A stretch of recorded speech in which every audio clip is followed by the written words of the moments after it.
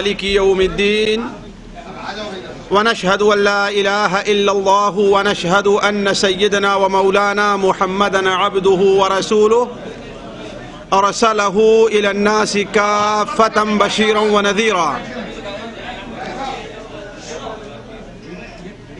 أما بعد فإن خير الحديث كتاب الله وخير الهدي هدي محمد صلى الله عليه وسلم وشر الأمور محدثاتها وكل محدثة بدعة وكل بدعة ضلالة وكل ضلالة في النار. أعوذ بالله السميع العليم من الشيطان الرجيم. بسم الله الرحمن الرحيم. لقد كان لكم في رسول الله أسوة حسنة لمن كان يرجو الله واليوم الآخر وذكر الله كثيرا. سبحانك لا علم لنا إلا ما علمتنا إنك أنت العليم الحكيم. رب اشرح لي صدري ويسر لي أمري واحلل عقدة من لساني يفقه قولي واحلل عقدة من لساني يفقه قولي. عزیز ساتھیوں اور دینی بھائیوں، مجھے اس بات کا شدید احساس ہے کہ وقت کافی ہو چکا ہے اور آپ لوگ بھی کافی دیر سے اہل علم کی تقریریں سن رہے ہیں اور کافی وقت ہو گیا آپ لوگ اپنے گھروں سے نکلے ہیں. ظاہر بات انسان کی فطرت میں ہے کہ کسی ایک جگہ بیٹھے بیٹھے یا ایک قسم کی باتیں سنتے سنتے اکتا جاتا ہے.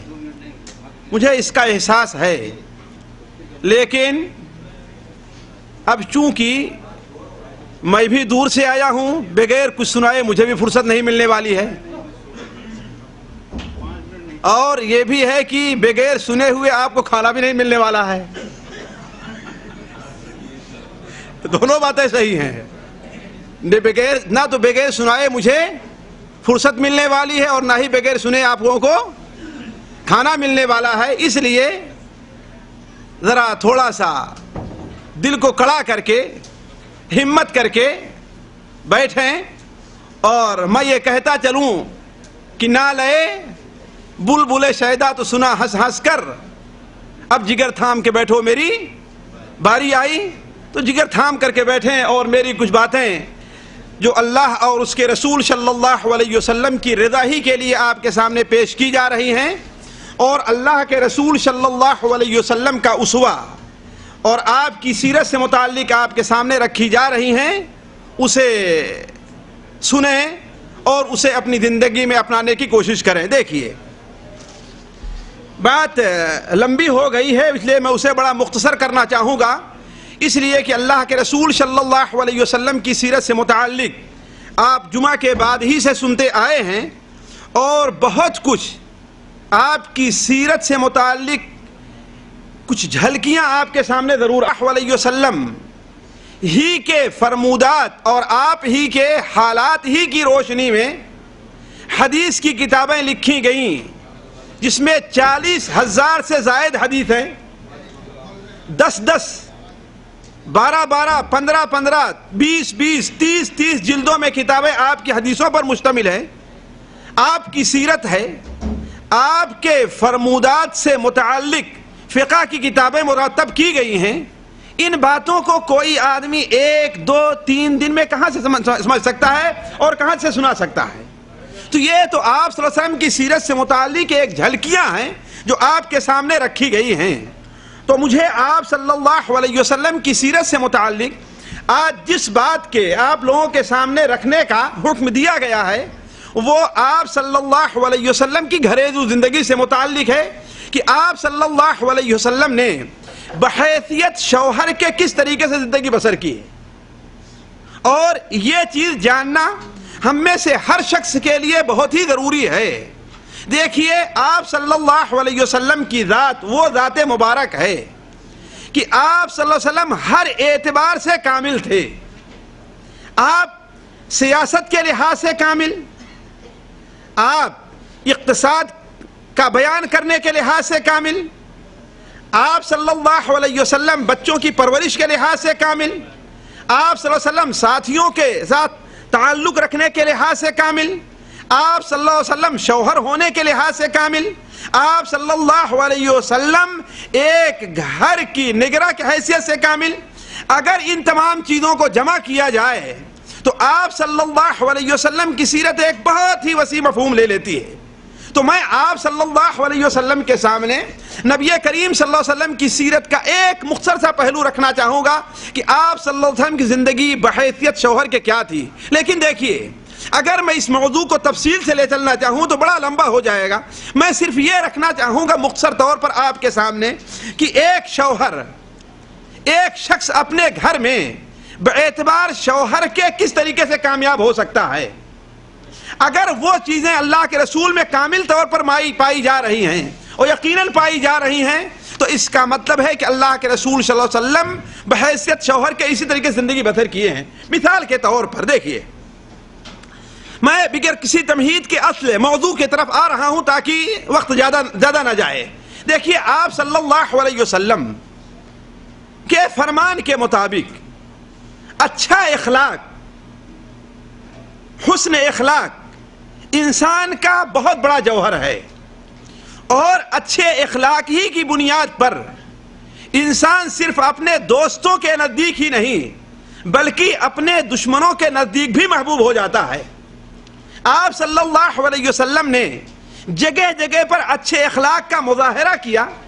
نتیجہ یہ ہے کہ جس کی کچھ جھلکی ابھی آپ شیخ منیر خمر کے بیان میں سن رہے تھے کہ آپ صلی اللہ علیہ وسلم سے آپ کے دشمنوں نے بھی محبت کی، اور آپ صلی اللہ علیہ وسلم کے اس ہنر کا اور آپ کی اس خوبی کا انہوں نے اقرار کیا کہ آپ صلی اللہ علیہ وسلم کس طریقے سے اچھے اخلاق کے مالک تھے۔ ایسا کیوں نہ ہو جبکہ خود آپ صلی اللہ علیہ وسلم سے متعلق اللہ تعالیٰ ارشاد فرماتا ہے وَإِنَّكَ لَعَلَىٰ خُلُقٍ عَظِيمٍ، اے محمد صلی اللہ علیہ وسلم آپ اچھے اخلاق کے اوپر ہیں، بدخلقی آپ کے پاس سے گزر کر کے گئی بھی نہیں ہے۔ اسی لیے آپ صلی اللہ علیہ وسلم نے اپنی ذات سے متعلق بیان فرمایا، جیسا کہ امام بخاری رحمہ اللہ اپنی کتاب الادب المفرد میں نقل فرماتے ہیں کہ انما بعثت لأتمم مکارم الاخلاق، میری بعثت تو اس لیے ہوئی ہے کہ میں اچھے اخلاق کی تکمیل کر دوں۔ اچھے اخلاق ہیں کیا؟ مثال کے طور پر سچ بولنا یہ اچھے اخلاق میں داخل ہے۔ امانت رکھنا، امانت داری کا ثبوت دینا اچھے اخلاق میں داخل ہے۔ حلم، بردباری کا ثبوت دینا اچھے اخلاق میں داخل ہے۔ لوگوں کی بری باتوں کا اچھائی سے جواب دینا اچھے اخلاق میں داخل ہے۔ یہ چیزیں نبی کریم صلی اللہ علیہ وسلم مکمل طور پر پائی جاتی تھی، اور آپ صلی اللہ علیہ وسلم نے اس کا مکمل طور پر اپنی زندگی میں ثبوت دیا ہے، اور ہمیں اور آپ کو اس پر ابھارا بھی ہے۔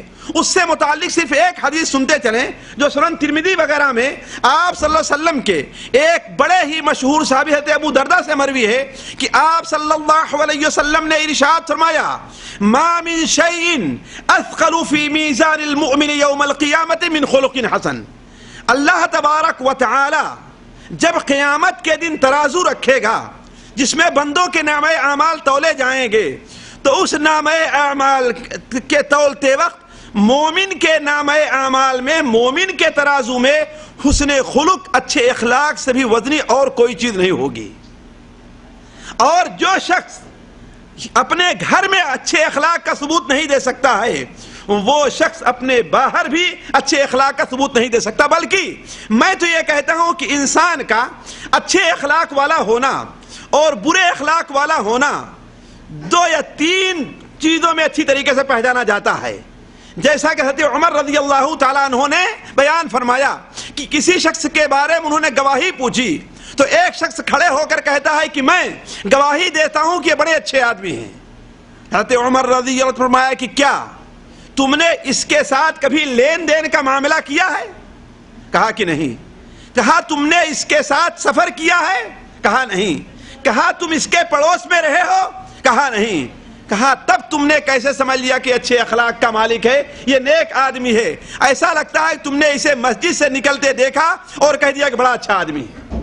یعنی انسان کے اچھے اخلاق کا ثبوت کب ہوتا ہے؟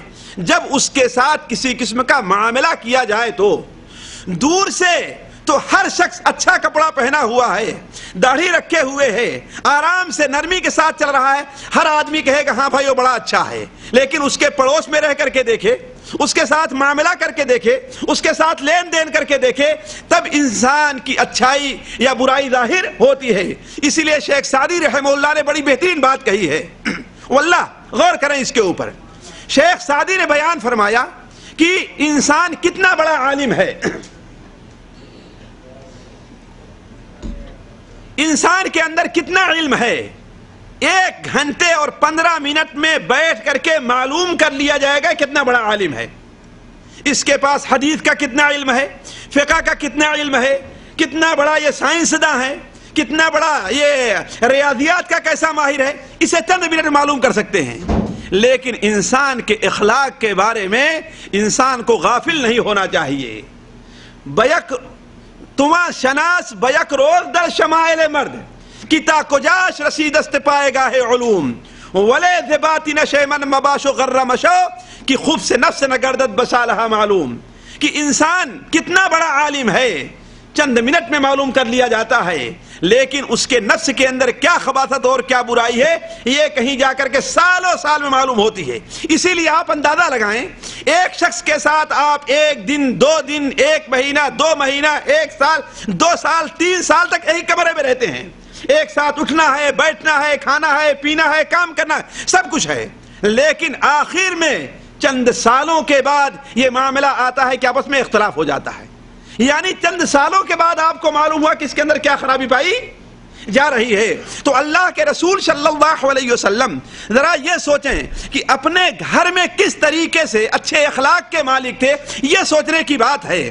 اور آپ نے بڑے واضح طور پر بیان فرما دیا تھا، سنن ترمذی وغیرہ میں روایت ہے، مسند احمد میں بھی ہے کہ اکمل المؤمنین ایمانا احسنهم خلقا وخياركم خياركم لنسائهم خلقا، تم میں سب سے اچھے اخلاق کا آدمی، سب سے پورے ایمان کا، بڑے ایمان کا، اچھے ایمان کا آدمی وہ ہے جس کے اخلاق اچھے ہوں، اور اچھے اخلاق میں سب سے اچھا وہ آدمی ہے جو اپنے بیوی بچوں کے ساتھ اچھا ہو، جو اپنے بیوی بچوں کے ساتھ اچھے اخلاق کا برتاؤ نہیں کرتا، وہ انسان یقیناً کبھی بھی اپنی زندگی کے اندر شوہر ہونے کے لحاظ سے کامل نہیں ہو سکتا۔